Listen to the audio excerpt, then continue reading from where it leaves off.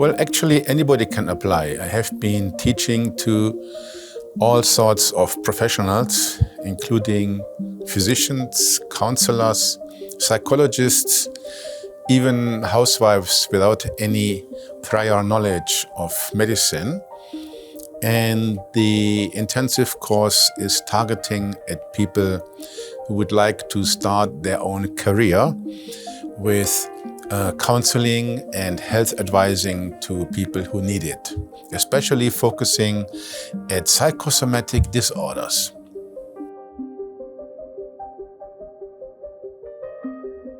Psychosomatic is a term that comes from ancient Greek. Psycho, or psycho, pronounced in English, means soul, and soma means body or physique, and hence it refers to any form of infirmity that arrives from the soul or from our mind. So, for example, insomnia is a classical psychosomatic disorder, and usually the root cause is in our daily life, in our anxiety or worries or dissatisfaction. And when people think too much, they aggravate and they provocate the nervous system.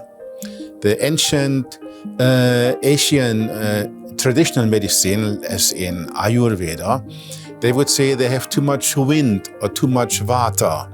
And once this vata is aggravated and too strong, it is very difficult to find the inner peace necessary to fall asleep. Now, insomnia can have several root causes, and a good counselor, a good therapist, examines the daily routine and the life itself of the subject that has trouble to fall asleep. We do not prescribe a medication. As you know, especially in Germany as well, people are quick to take tranquilizers or sleeping pills, but those can make addicted very quickly. And once the body gets used to it, you have to increase the dosage week by week. And this is very bad for the internal organs, such as kidney or liver. So we have to tackle the problem by its very roots. And that is a very individual matter. So your insomnia can have a different cause than that of your wife or your mother or your sister or anybody. So we do not give a standard solution, but a good counselor focuses on the life and the personal problems and issues of his client. Food is also a part of our training. Yes, most people don't realize it, but food has a tremendous effect on our psyche, on our mind, because body and mind is not separated. Take coffee or green tea, for example. Everybody knows if you are very sensitive or if you have a sleeping problem, you should not take it after 4 o'clock in the afternoon. But so is raw food. Raw food also disturbs the quality of sleep because it takes a lot of energy to digest, and it gives additional work to the liver. Liver is in charge of cleansing and detoxifying whatever comes in. So we must not eat raw food in the evening, and we shouldn't take plenty of liquids or fruit juices in the evening as well. That has also a negative effect on the sleep. So we advise clients on what diet is good to reduce the level of stress and to reduce the level of vata or wind, as they would say in traditional Asian medicines. So that is a combination of a Western and an Eastern approach. And this has been proven to be very effective. And we don't give a magic pill. We don't say do this or do that, but we custom tailor the solution according to the individual needs of the client.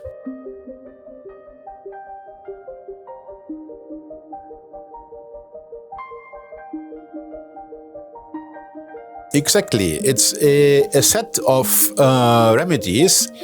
And for example, self-massage with a certain medicated oils are also part of the advice given.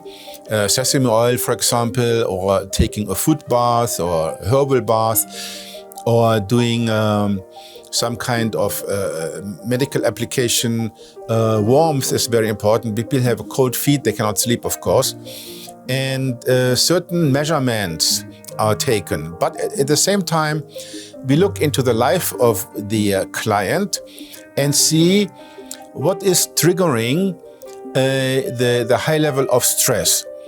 In some cases, we learned that lots of people go for a job that doesn't even suit them, because the job promises them a high pension or an attractive salary, but they don't feel connected to the job. And if you do a job over a long time that doesn't give you joy, your soul, your inner mentality gets upset. And therefore, I advise anybody to do a job that provides joy. I mean, sometimes in life we don't have a choice and we have to do something we don't feel so much connected to. But then in our free time, we should compensate for that and do something which provides joy to the people to whom we deliver the service, and also the joy comes back to us. And that is more important than looking at money, because money doesn't make happy. And I have noticed that especially in Asian countries now, certain jobs are under high demand. White-collar jobs, they're called, in India or in Sri Lanka or in Thailand. Architects or designers or doctors and lawyers and all that. So they go for the status of the job, even if they don't feel connected to the contents of the work. And that is a mistake. If you do that for a long time, you upset your destiny in life and you become disoriented. And then we aggravate what the Indians call pranavata. And pranavata, again, is the cause of all sorts of psychosomatic disorders. And it slows down and it blocks our immune system. So we should not take it easy when somebody has a chronic insomnia or any form of anxiety or depression or all sorts of psychosomatic disorders, because those shut down the immune system. And the immune system is all we have to protect ourselves against viral infections, such as COVID-19, or any form of ailment, or any form of whatever comes to us, because only a strong immune system can guarantee that we don't get sick. And therefore the mind is very important.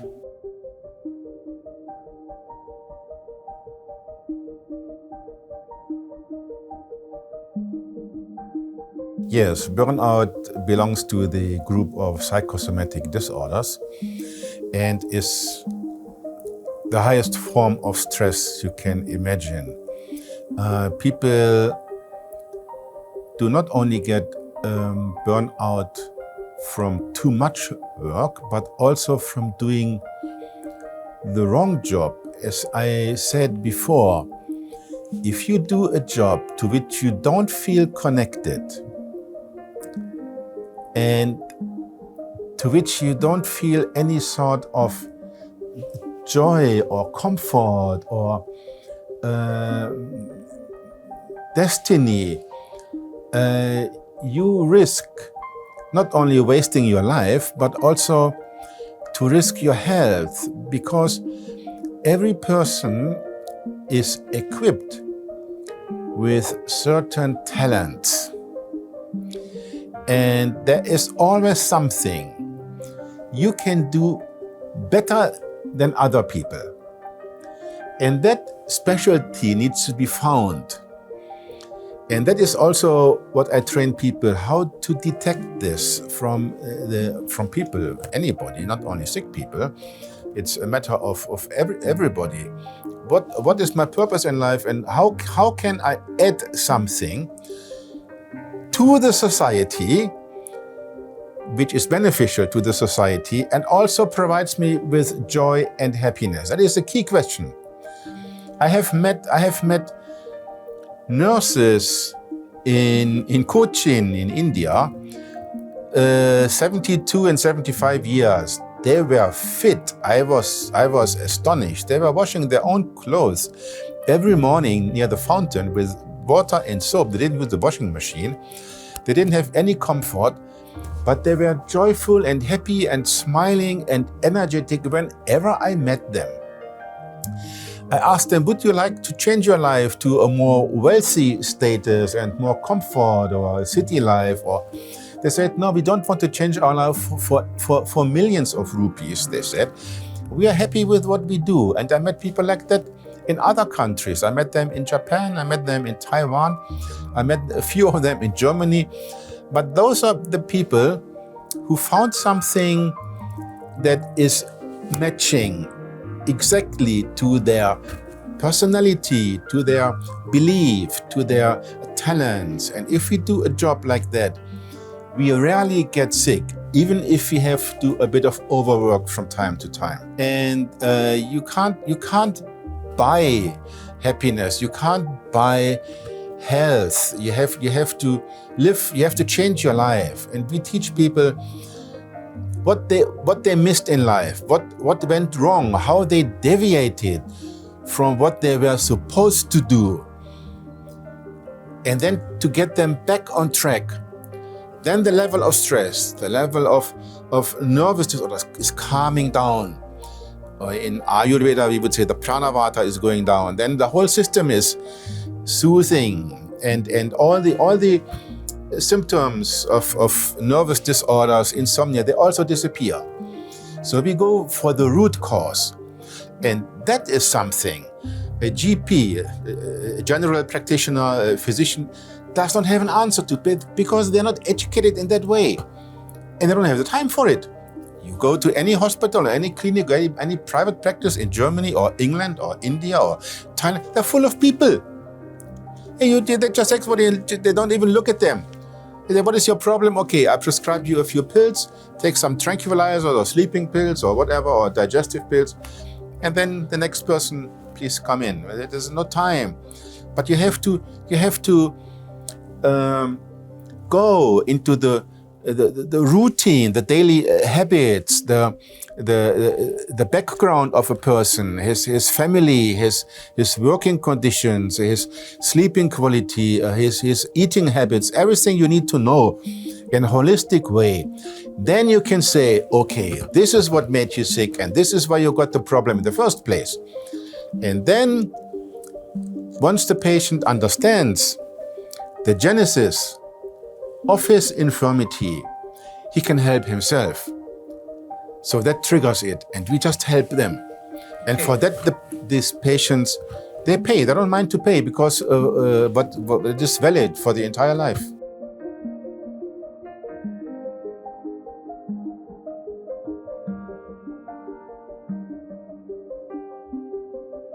Yes, it's a series of countermeasurements, so to say. Food plays an important role, as I said before, because food has an important impact on our daily life. And I met lots of people. So we look at the patient and see what is her or his condition, constitutional type. And then we adjust the measurements according individually to the person's needs.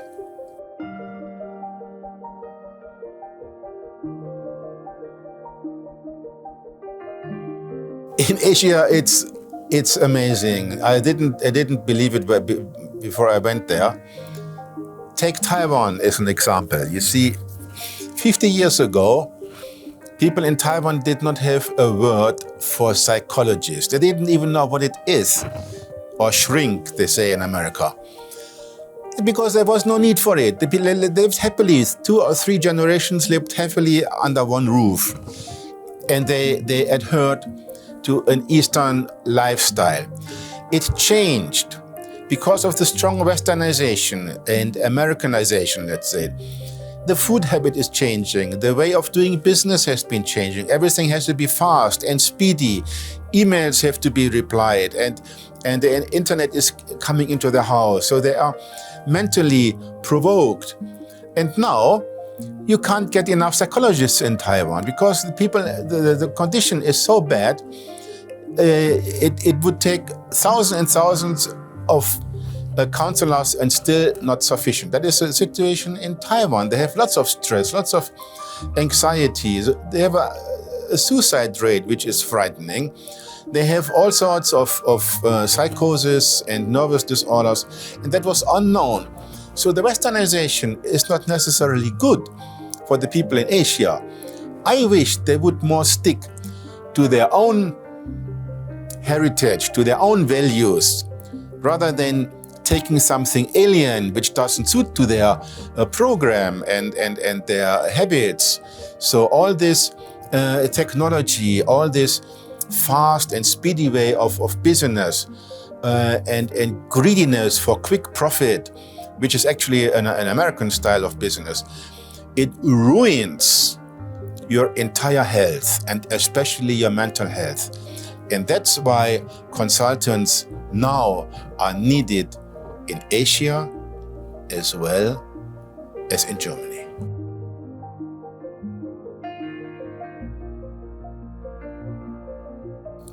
Well, I figured out that a combination of Eastern and Western techniques, diagnosing and counseling, is a very fast way to understanding a person's root cause.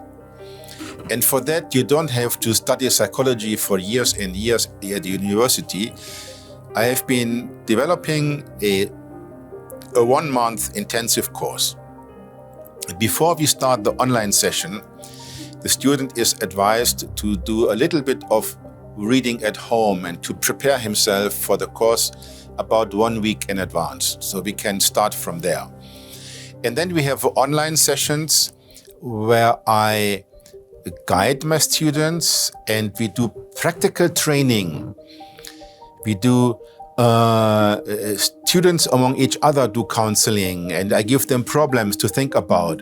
I don't do too much of the theory. Theory is something they can learn by themselves at home, for which I have provided scripts and textbooks, and that is coming along with the course. So it's a combination of online teaching with me, but also homework and exercises. And that is a very practical concept, which has proven to be very, very successful. I've been doing this in Canada. I was in Toronto for half a year teaching this. I was in Japan. I was lecturing this in Japan for 11 years. So I speak Japanese, by the way. So, and I've been doing this in Sri Lanka. I have been lecturing this in India. I was in European countries, and it's everywhere the same, because people is the same. So the way the psyche works and the mentality is more or less the same. And yes.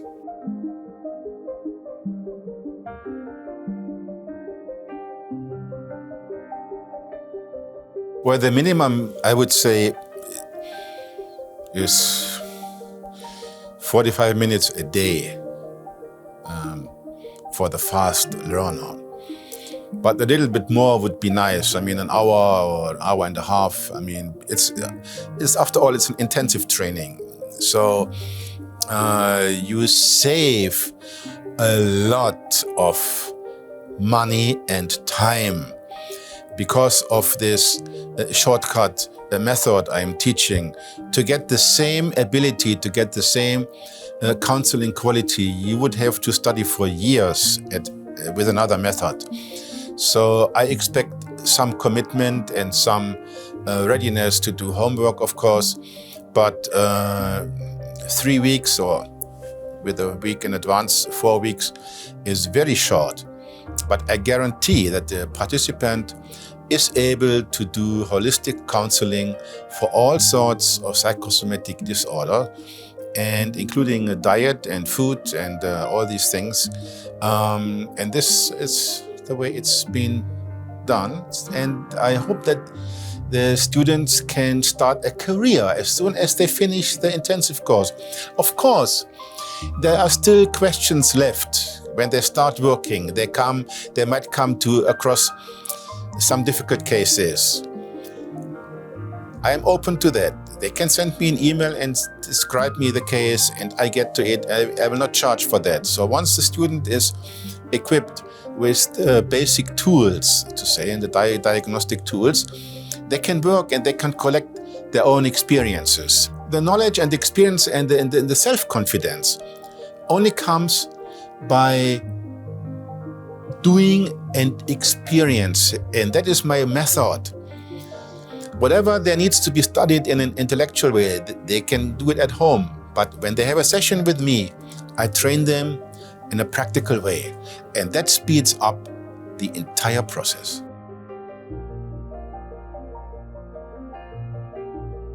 Yes, at the end, there is a paper test and a verbal test where I invite a real patient and the student has to do counseling on that patient. But let's say 90% usually pass the test, and the other 10% will get a second chance, a second test. And so I take the matter very serious.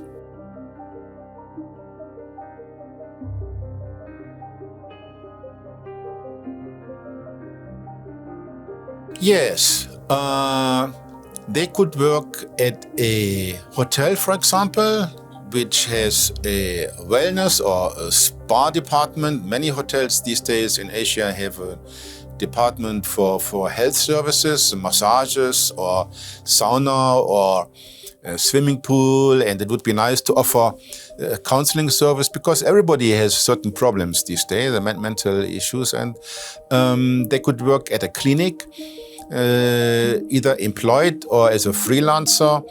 They could do counseling via internet, Zoom or Skype or the telephone in a classical way.